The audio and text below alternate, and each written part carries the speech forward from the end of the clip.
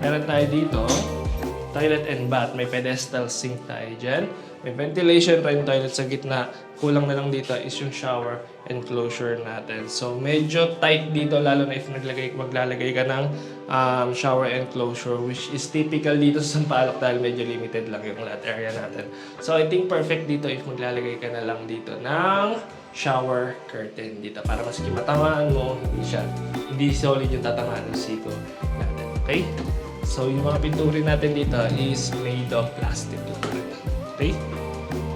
Ito lang para sa ating main living space. Akita tayo sa second floor natin. Nandun yung ating tatlong bedrooms. Okay? Siguro isa rin sa option na nakikita ko dito kung sakaling isa lang rin yung kotse ninyo. Since malaki yung garahe natin, pwede pa siguro natin tong i-extend. So, kung gusto mas malawak tong living area natin, hindi mo kailangan ng extra space natin yung sa garahe, pwede natin i-extend yung living area natin or yung main living space natin hanggang dito sa biga natin dyan. Okay? So, yun lang nakikita ko isa pang option. Pero, expense na natin yan kung sakali. Okay? Kaya tayo sa second floor natin. So, kung townhouse developer kayo, may townhouse project ka na gusto i-feature dito sa aming YouTube channel or dito sa aming social media accounts, kindly send us a message dito sa aming contact number available through Viber and WhatsApp or dito sa aming Facebook page. Okay? Tara!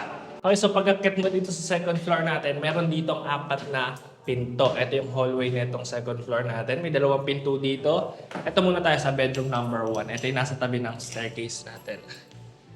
Pagpasok mo, malapad and maluwag pa rin tong bedroom 1 natin compared sa ibang mga 2-story townhouse natin. And kung papansin nyo, simple lang rin yung finish ng ating mga bedrooms dito or ng overall project natin. So, ayun nga, gaya na sinabi ko, kayo yung magdi-design. So, kumbaga blank canvas itong project natin. Kayo na lang yung magdo-drawing or magko-color nung kakalabasan ng townhouse natin.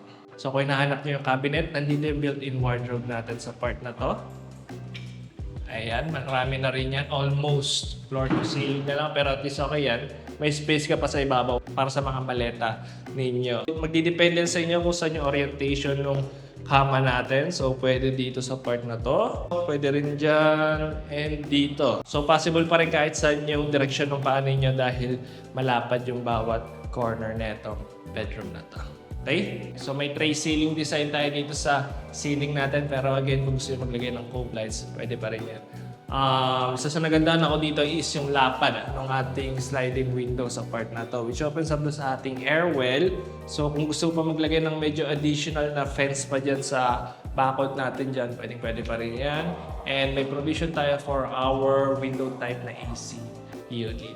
Okay? Let's go!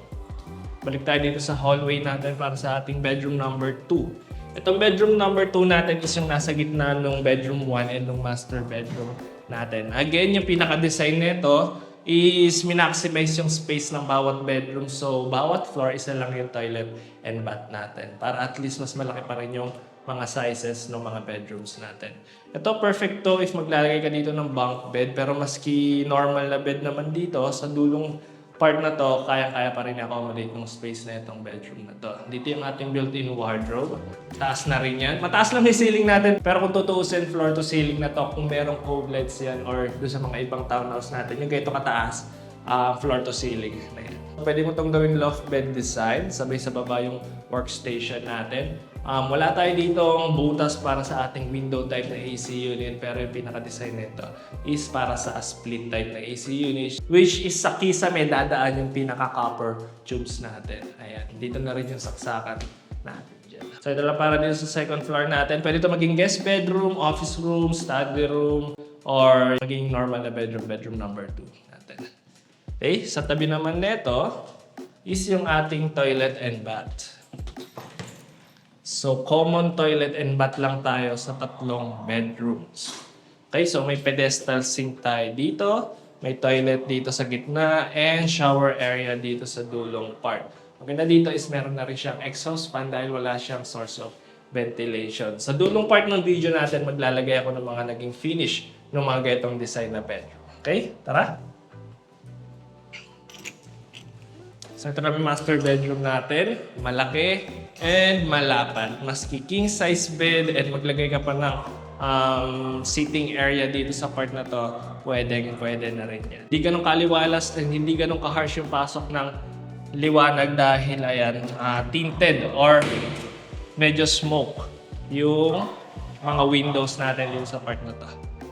Actually, reflective pala siya. Reflective yung windows natin dyan. Sabay meron tayo dito provision para sa ating window type na AC unit.